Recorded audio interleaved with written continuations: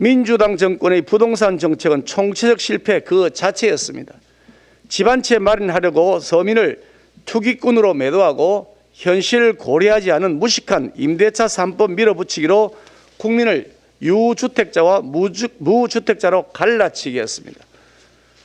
급격한 집값 상승으로 유주택자는 세금 폭탄을 맞았지만 정부는 세금 호황을 누렸습니다.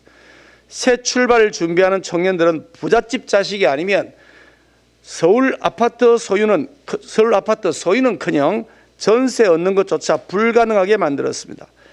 가진 자에 대한 분노를 고의로 유발시키는 것과 다를 바 없었습니다. 국민들은 시장을 왜곡하는 규제 일변도의 무능하고 무식하고 무대뽀인 부동산 정책을 폐기하려고 목소리를 높였지만 정부와 민주당은 들은 척도 하지 않고 오히려 비웃었습니다. 그러던 민주당이 대선을 코앞에 두고 마치 부동산 실패 반성문이라도 쓰는 것처럼 헐리우드 액션을 하고 있습니다. 송영길 대표는 집값을 잡기는커녕 만신창이가 된 부동산 정책은 생각할수록 뼈저리다라고 말했다고 하고, 이재명 후보는 부동산 문제로, 집 문제로 여러분이 너무 고생한다, 우리의 부족함을 인정한다라고 했다고 합니다. 아니, 지난 5년 내내 입 다물고 가만히 있다가 하필 선거가 며칠 남지 않은 지금에 와서야 비로소 부족함이 보인다는 겁니까? 그런다고 민주당 책임이 사라지겠습니까?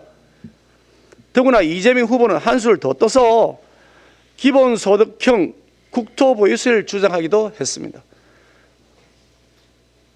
이재명 후보는 문재인 대통령께서 부동산 문제에 대해서는 답을 내셨다라면서 사실상 문 정권의 부동산 정책을 지지하는 발언을 하기도 했습니다.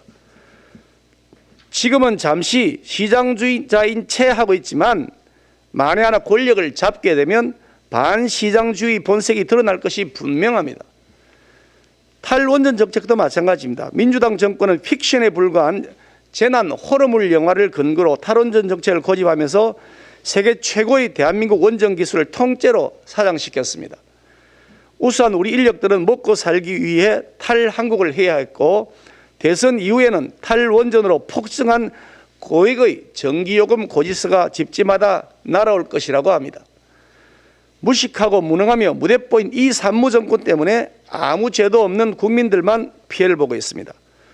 그런데 문재인 대통령은 갑자기 대선을 10여일 앞둔 지난 25일 향후 60여 년 동안 원전을 주력 기저전원으로서 충분히 활용해야 된다고 말했다고 합니다.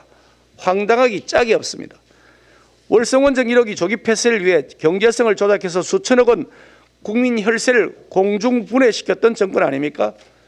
잘못된 정책으로 국민들에게 전기요금 폭탄의 부담을 안겼으면 최소한 유감 표명부터 먼저 하는 것이 순리일 것입니다.